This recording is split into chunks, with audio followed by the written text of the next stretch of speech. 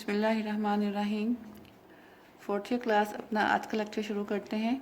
हमारा टॉपिक है viscosity and constitution, यानी कि मॉलिक्यूल्स की स्ट्रक्चर का विस्कोसिटी के साथ क्या रिलेशनशिप है। It has been found that the viscosity mainly depends upon the structure of the molecules. तो स्ट्रक्चर जो है मॉलिक्यूल के किस तरह से विस्कोसिटी को इफेक्ट करते हैं वो हम देखते हैं। It has been found that in a homologous series of organic compounds, there is a gradual increase in the viscosity of each member. आपको पता है कि होमोलॉगस सीरीज़ जो है ऑर्गेनिक कंपाउंड्स की ऐसी सीरीज़ होती है जिसमें ऑर्गेनिक कंपाउंड्स ऐसे ऑर्गेनिक कंपाउंड्स जो एक ही फंक्शनल ग्रुप से एक ही क्लास ऑफ कंपाउंड से बिलोंग करते हैं और उनके दरमियान में जो डिफरेंस होता है वो एक CH2 यूनिट का होता है। जैसे अगर आप देखें होमोलॉगस सीरीज़ ऑफ हाइड्रोकार्बन्स तो मीथेन, उसके बाद नेक्स्ट मेंबर जो है इथेन C2H6, उसके बाद नेक्स्ट मेंबर इसका होगा propane C3H8, C4H10 butane next member. तो ये एक होमोलॉगस इस तरह चलती जाएगी। ये होमोलॉगस सीरीज़ है हाइड्रोकार्बन्स की, जिसमें हर नीचे वाला मेंबर जो है, देखें आप ऊपर वाले मेंबर से इसका डिफरेंस जो है वो आप देखें अगर तो इन दोनों में डिफरेंस जो है वो CH2 यूनिट का है। इन दोनों में भी डिफरेंस जो है वो एक CH2 यूनिट का है। तो it has been found that when we travel along a homologous series of organic compound, तो हर इनकमिंग CH2 ग्रुप के साथ विस्कोसिटी जो है वो ग्रेजुअली इंक्रीज करती जाती है और ये इंक्रीज ऑफ विस्कोसिटी वैल्यू जो है वो काफ़ी हद तक यूनिफॉर्म होता है। हम विस्कोसिटी मेजरमेंट से फाइंड आउट कर सकते हैं either the liquid is associated और नॉन एसोसिएटेड।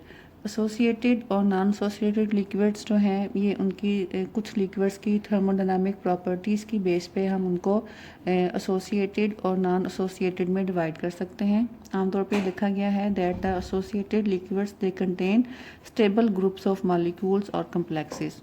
तो विस्कोसिटी कोएफिशिएंट फाइंड आउट करके हम मालूम कर सकते हैं कि कोई लिक्विड जो है वो एसोसिएटेड है या नॉन एसोसिएटेड है। इस पर्पस के लिए डंस्टन वाज अ साइंटिस्ट, उसने एक मैथमेटिकल एक्सप्रेशन प्रपोज किया इन 1909। That expression gives a relationship between the coefficient of viscosity and the inverse molar volume. Inverse molar volume mean D/m. D/m multiplied by eta into 10 to raise power 6।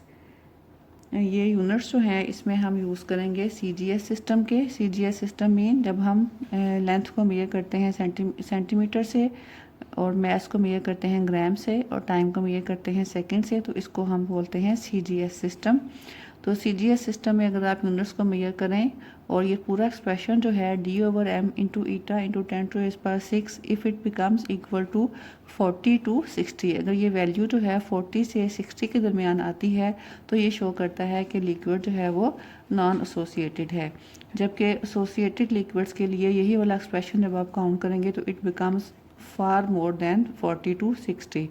For example acetone के लिए ये expression जो है it has been found to be equal to 43, toluene के लिए 56। It means that acetone and toluene both are non associated liquids. Water के लिए ये वैल्यू जो है it has been found to be 559। It means water is an associated liquid. Glycol के लिए 2750, so it is greatly associated. And glycerol is highly associated liquid, उसकी value जो है बहुत ज़्यादा है 116400।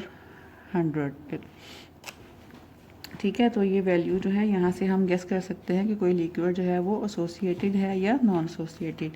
और अगर आपने यूनिट्स जो हैं मेजरमेंट्स आपके SI यूनिट्स हैं तो इस सूरत में ये एक्सप्रेशन जो है इसको हम लिखेंगे D/m इंटू ईटा इंटू 10 इन SI सिस्टम। यानी कि अगर आप तमाम मेजरमेंट्स SI सिस्टम में कर रहे हैं तो ये एक्सप्रेशन जो है वो आएगा D/m इंटू ईटा इंटू 10, और अगर आप CGS सिस्टम में मेजरमेंट्स कर रहे हैं तो फिर ये आएगा D/m into eta into 10 to raise power 6। उसके बाद विस्कोसिटी जो है it greatly depends upon the shapes of the molecules की शेप के ऊपर बहुत असर, मॉलिक्यूल की शेप जो है वो बहुत इफेक्ट करती है विस्कोसिटी को। It has been found that if the chain length of the molecule is shorter, इनके अगर मॉलिक्यूल में जो कार्बन चेन है उसकी लेंथ अगर छोटी होगी, स्मॉल होगी, then the viscosity is less. It means that smaller molecules show less values of viscosity as compared to larger molecules. इसके अलावा आपको पता है कि ऑर्गेनिक कंपाउंड्स में चेंज जो हैं वो ब्रांच्ड भी हो सकती हैं और अनब्रांच्ड यानी कि नॉर्मल भी हो सकती हैं. It has been found that the compounds with the normal chain length they have usually greater values of viscosity as compared to branched chain compounds या branched isomers. Similarly, अगर आप आइसोमर्स को देखें, ये तो थे नॉर्मल और ब्रांच्ड आइसोमर. अगर आप ज्योमेट्रिकल आइसोमर्स की बात करें, it has been found that the trans isomers are having greater viscosities as compare to the cis isomers. इसके अलावा इंटरमॉलिक्यूलर फोर्सेस जो हैं ये बहुत ज़्यादा इफ़ेक्ट करती हैं विस्कोसिटी वैल्यूज़ को. जितनी ज़्यादा इंटरमॉलिक्यूलर फोर्सेस की स्ट्रेंथ होगी उतना ही मॉलिक्यूल्स की विस्कोसिटी जो है वो ज़्यादा होगी. इसके अलावा इंटरमॉलिक्यूलर फोर्सेस के अलावा हाइड्रोजन बॉन्डिंग बहुत काउंट करती है. आपको पता है कि वाटर में जो है वो बहुत ज़्यादा स्ट्रॉन्ग किस्म की हाइड्रोजन बॉन्डिंग पाई जाती है. It has been found that the water has a greater value of viscosity as compare to ethanol, क्योंकि इथानॉल की हाइड्रोजन बॉन्डिंग जो है वो वाटर के मुकाबले में काफ़ी वीक होती है. So intermolecular forces and hydrogen bonding greatly affect the values of viscosity. तो जैसे हमने सरफेस टेंशन में डिस्कस किया था कि सरफेस टेंशन से हमने एक वैल्यू फाइंड आउट की थी parachor, that was the additive and constitutive property of the liquid. Same हम विस्कोसिटी से भी एक एडिटिव और कॉन्स्टिट्यूटिव प्रॉपर्टी फाइंड आउट कर सकते हैं, that is called as rheochor. Rheochor को हम सिम्बोलाइज करते हैं आर से और ये लिखा जाता है with in the square brackets. It has been found that R is equal to m over d into eta raised to power 1 by 8, where m is the molar mass of liquid, d is the density of liquid, eta is the coefficient of viscosity. तो इस expression से हम रियो core की values जो हैं वो find out कर सकते हैं. तो जस्ट लाइक पैराकोर, रियो कोर जो है ये भी हमें किसी हद तक मॉलिक्यूल्स की स्ट्रक्चर के बारे में इंफॉर्मेशन देता है, लेकिन ये इंफॉर्मेशन जो है वो कोई बहुत ज़्यादा रिलायबल नहीं होती हैं. तो रियो कोर जो है it is not that important in the determination of structure of molecules as the parachor. So it's all about the viscosity. अपने नेक्स्ट वीक में हम इंशाल्लाह अगली प्रॉपर्टी डिस्कस करेंगे. उस वक्त तक के लिए अल्लाह हाफिज़.